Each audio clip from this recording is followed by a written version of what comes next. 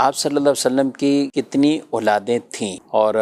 حضور صلی اللہ علیہ وسلم کے بیٹے ہوں یا بیٹیاں، پھر ان سے آگے جو یہ خاندان چلا، اس کے حوالے سے کچھ آپ؟ مولا علی قاری رحمۃ اللہ تعالی علیہ نے اس حوالے سے ایک رسالہ مستقلاً پورا لکھا ہے، اور اس میں علماء کے مختلف اقوال لکھے ہیں۔ اسی طرح حافظ عبدالغنی بن عبدالواحد المقدسی رحمۃ اللہ تعالی علیہ، انہوں نے مختصر سیرت النبی صلی اللہ علیہ وسلم میں بھی اس حوالے سے تفصیل سے گفتگو کی ہے۔ بعض علماء نے بہت ساری اولاد کا تذکرہ کیا ہے، لیکن جو صحیح تر قول ہے، درست قول ہے، وہ یہ ہے کہ نبی پاک صلی اللہ علیہ وسلم کی 4 بیٹیاں تھیں اور 3 بیٹے تھے۔ 4 بیٹیاں، اور 3 بیٹے تھے، اور 3 بیٹے یعنی حضرت سیدنا قاسم رضی اللہ تعالیٰ عنہ، جو سب سے پہلے ان کی ولادت ہوئی تھی، اور یہ بھی بچپن میں ہی، چھوٹی عمر میں ہی انتقال فرما گئے تھے۔ یہ مکہ مکرمہ پیدا مکہ مکرمہ کے اندر پیدا ہوئے، وہیں ان کا وصال ہوا۔ اور دوسرے حضرت سیدنا عبداللہ، ان کو طیب و طاہر بھی کہتے تھے۔ بعض نے یہ کیا کہ حضرت عبداللہ کو الگ بنایا اور طیب و طاہر ان کو الگ لیا، لیکن حقیقت یہ ہے کہ یہ سیدنا عبداللہ رضی اللہ تعالیٰ عنہ تھے، انہی کو طیب و طاہر کہا جاتا تھا۔ ان کا بھی مکہ مکرمہ کے اندر ہی وصال ہو گیا تھا۔ یہ حضرت دونوں کے دونوں حضرت سیدہ خدیجۃ الکبریٰ رضی اللہ تعالیٰ عنہ کی ہی اولاد تھے، اور حضرت سیدہ خدیجہ رضی اللہ تعالیٰ عنہ ظاہر ہے کہ مکہ مکرمہ میں ہی ان کا وصال ہوا تھا، پردہ انہوں نے وہیں فرمایا تھا، ہجرت سے پہلے ہی ان کا وصال ہو گیا تھا، نبوت کے 10ویں سال ان کا وصال ہو گیا تھا۔ یہ تو ہو گئے 2 بیٹے وہاں، اور تیسرے بیٹے حضرت سیدنا ابراہیم رضی اللہ تعالیٰ عنہ،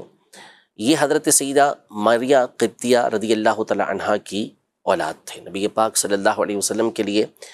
مقوقس جو تھے مصر کے بادشاہ، انہوں نے یہ بھیجی تھی حضرت ماریہ قبطیہ رضی اللہ تعالیٰ عنہ، اور ان کی بہن کو بھیجا تھا،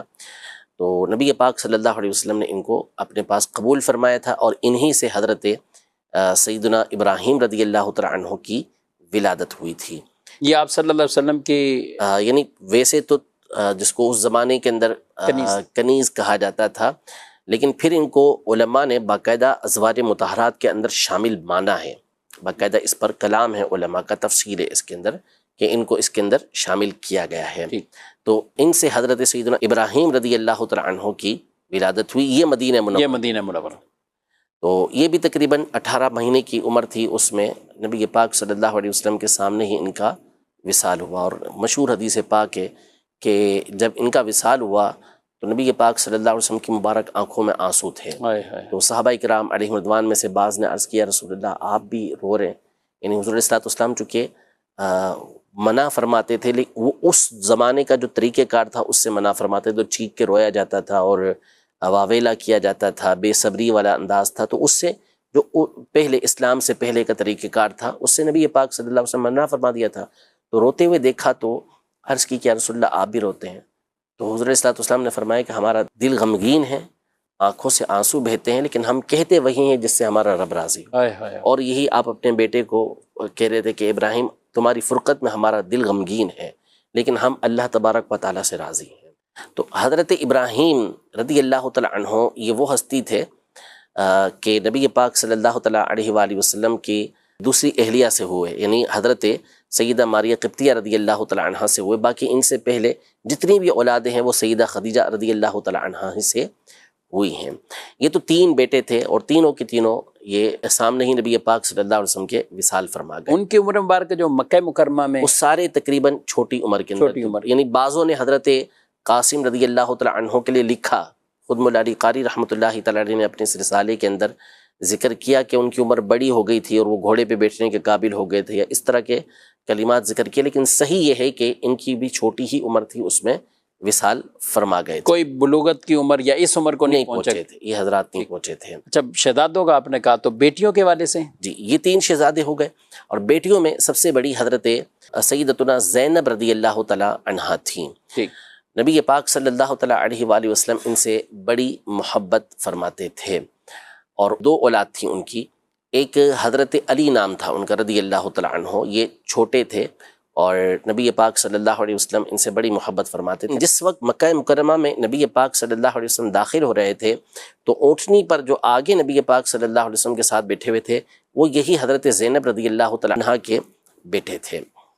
یہ ایک بیٹے تھے، ان کا بھی بچپن میں ہی انتقال ہو گیا تھا، اور دوسری ان کی بیٹی تھی حضرت سیدتنا امامہ رضی اللہ تعالی عنہا،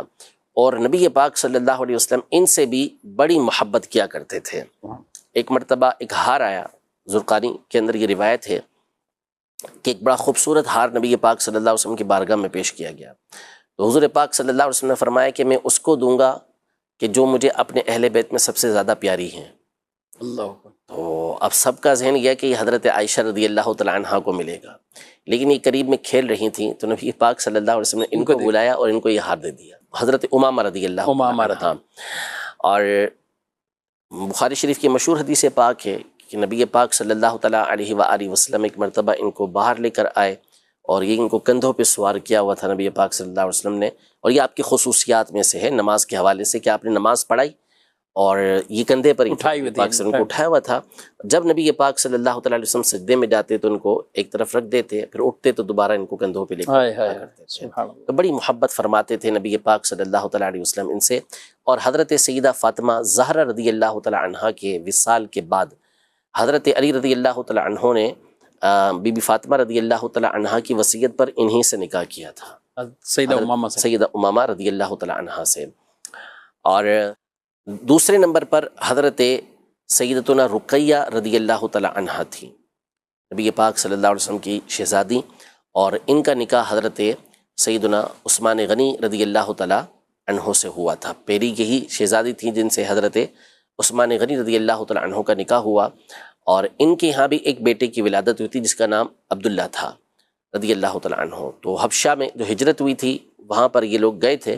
تو ان کو ایک پرندے نے چونچ ماری تھی جس کے صدمے کی وجہ سے پھر ان کا انتقال ہو گیا تھا حضرت عبداللہ رضی اللہ تعالیٰ عنہ کا، تو یہ بھی بچپن کے اندر ہی وصال فرما گئے تھے۔ یہ دوسری بیٹی تھی نبی پاک صلی اللہ علیہ وسلم، ان سے مزید آگے اولاد نہیں چلی، یہ بھی پھر انتقال فرما گئی تھی بدر کے موقع پر۔ نبی پاک صلی اللہ علیہ وسلم جب بدر میں گئے ہوئے تھے تو یہ پیچھے بیمار تھیں اور وہاں ان کا وصال ہو گیا تھا مدینہ منورہ میں۔ تیسرے نمبر پر دو قول ہیں، ایک قول کے مطابق تیسرے نمبر پر حضرت سیدتنا ام کلثوم رضی اللہ تعالیٰ عنہا ہیں، نبی پاک صلی اللہ علیہ وسلم کی بیٹی، اور ایک قول یہ ہے کہ حضرت سیدہ فاطمہ زہرا رضی اللہ تعالیٰ عنہا یہ سیدہ ام کلثوم رضی اللہ تعالیٰ عنہا سے بڑی ہے۔ مشہور و معروف جو ہمارے یہاں پر قول ہے وہ یہی ہے کہ سیدہ کائنات سیدہ فاطمہ زہرا رضی اللہ تعالیٰ عنہا یہ چوتھے نمبر پر آپ علیہ الصلوۃ والسلام کی بیٹی ہیں۔ تو یہ حضرت سیدتنا ام کلثوم رضی اللہ تعالیٰ عنہا جو ہے یہ بھی حضرت عثمان غنی کے نکاح میں آئیں، ان کے یہاں کوئی اولاد نہیں تھی۔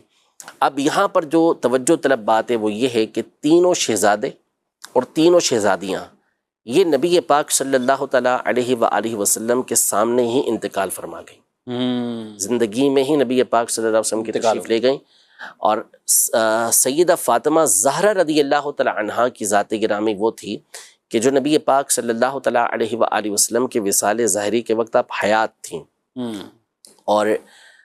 آپ ہی کی اولاد ہے کہ جس سے نبی پاک صلی اللہ تعالیٰ علیہ وآلہ وسلم کی اولاد یہ آگے بڑھی۔ حسنین کریمین رضی اللہ تعالیٰ عنہما اور حضرت سیدنا محسن رضی اللہ تعالیٰ عنہ جو چھوٹے تھے وہ بچپن میں ہی انتقال کر گئے تھے۔ تو دو شہزادے سیدنا امام حسن اور سیدنا امام حسین رضی اللہ تعالیٰ عنہما،